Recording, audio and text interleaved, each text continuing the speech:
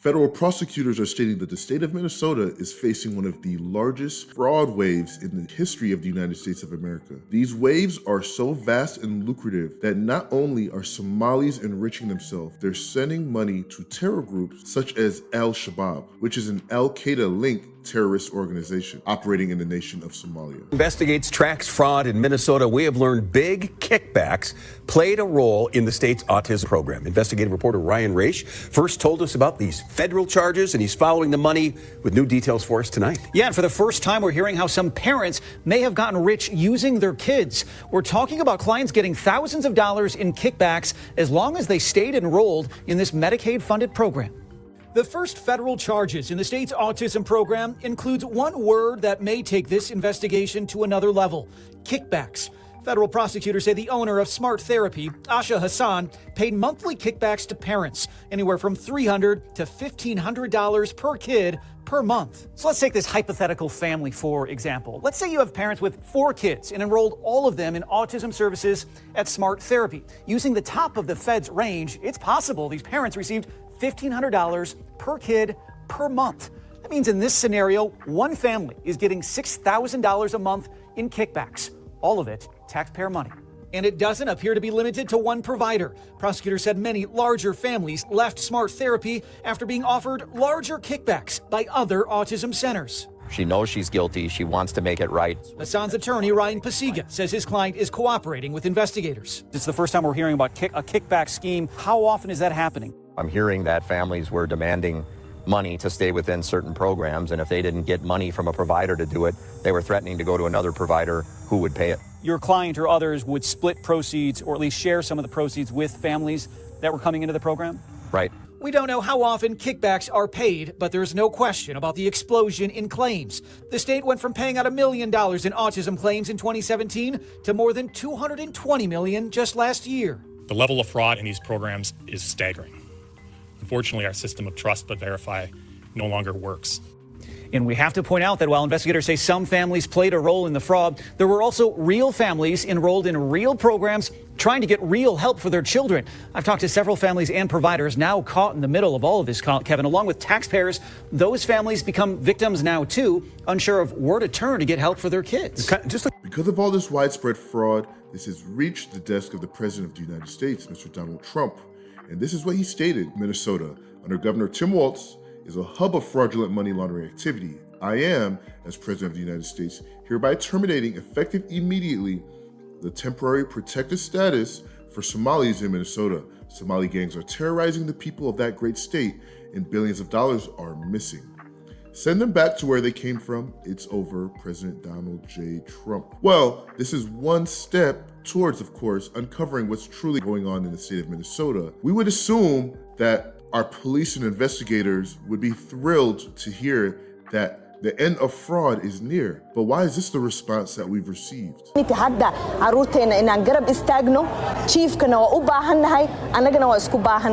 عشانه كميدا odayaasha community Soomaaliyeed iyo waalidiinta magaaladan degan ilmaha ku koriyay.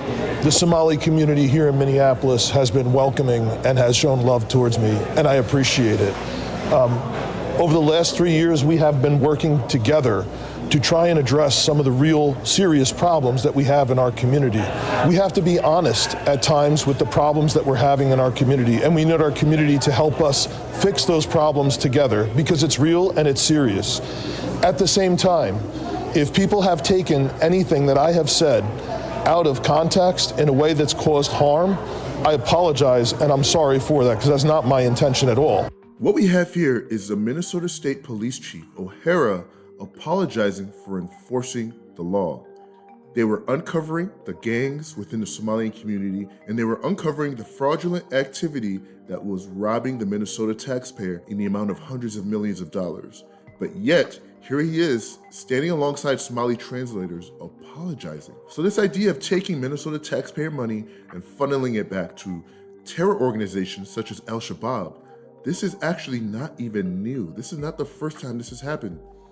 Not only are they sending money to Al-Shabaab, historically they have done this before. And this happened around 9/11, where Somali Americans utilized the theft of Minnesota taxpayer dollars and sent it back to Al-Qaeda. At Cedar and Riverside, 2 businesses shut down, their assets seized, and a suspect hauled away.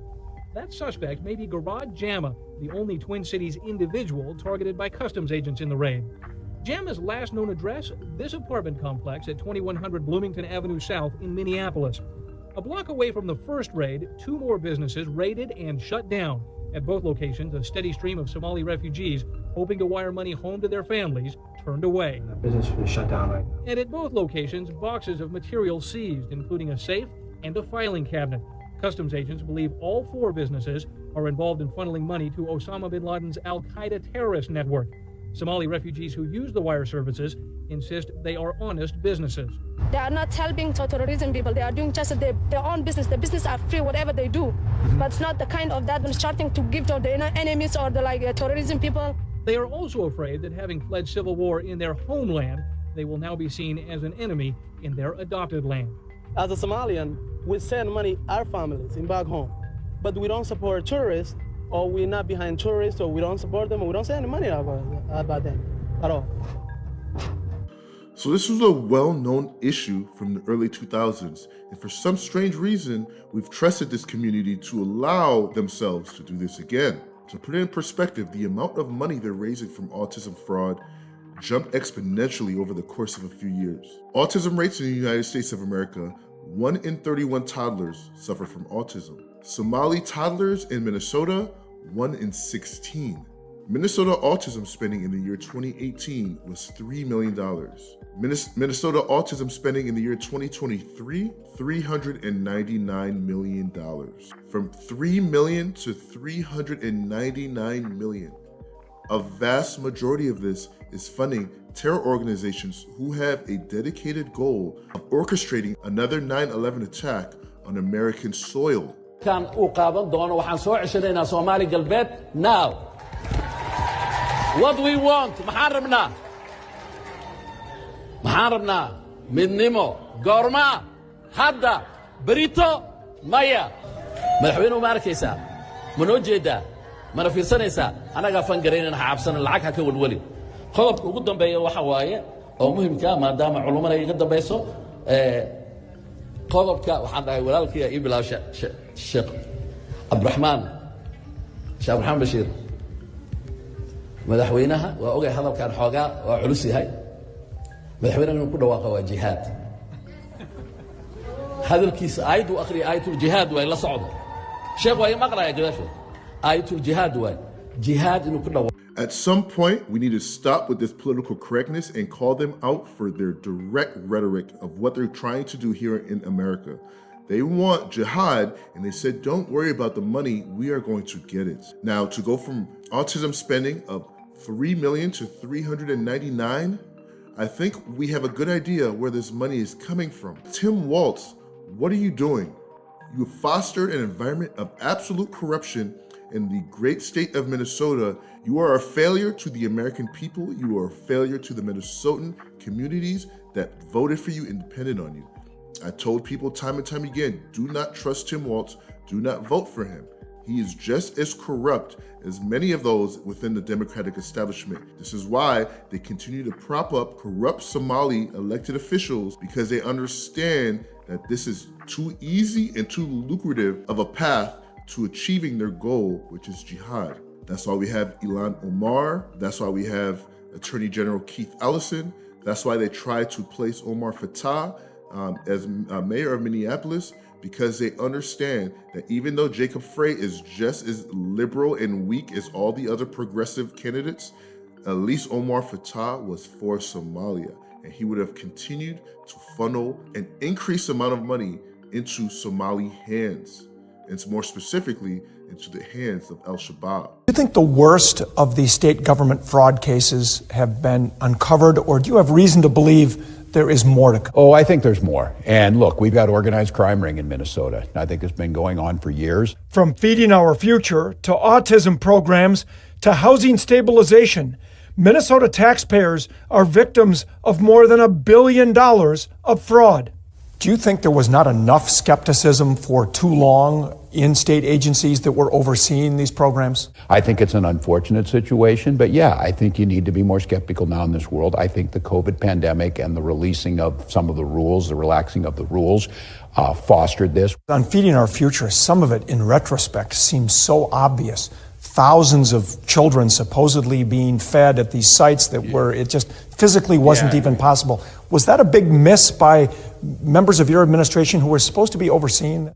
I think in retrospect now, if you have the resources, and I think we do have more of those now, yes, it makes sense to just go out there and see if someone's doing this. Go out there and knock on the door, see if they're doing it. Senator, what actions can the legislature take to fix this problem? Last year, the Minnesota Senate actually passed a special office for an inspector general specifically to deal with this fraud. It sounds like Tim Walz and his cronies in the House of Representatives shot it down. They actually shot it down to laughter because they refused to accept that there is a fraud problem here. Now I think they're going to have a harder time going into the next session to deny that. I think we're going to have some success in that. We'll have a special office specifically to deal with this and to expose this fraud. Right now, the only way we expose it is through our special attorney here for the federal level, and we're Joe Thompson, and the caseload is too much for him and his office alone. We need more resources. The number one source of income for Al-Shabaab is the Minnesota taxpayer. Tim Walz, this is on you. You and your cronies need to be called to justice and removed from your positions immediately. This is a betrayal of the American people, and this is a betrayal of the trust of Minnesotans who supported you. Again, I never voted for this guy. I knew he was a fraudster from the beginning. I knew he was weak, he was limp-wristed, and seeing him run alongside Kamala Harris being the butt of her jokes was absolutely embarrassing to the state of Minnesota. Trump did an absolutely great job, and of course, suspending their TPS status. And I can't wait to see, of course, where this leads, because this corruption will come to an end. And for those of you who vote for Tim Walz again, shame on you. This is all on your hands. This is an organization is desiring jihad in the state of Minnesota, in the United States of America. They want to see America fall, and they want to see Somalia propped up with the funds that come from Minnesota taxpayer. I want to know your thoughts down below. Make sure to like, make sure to comment, make sure to subscribe. Remember, Christ is King. Deuces.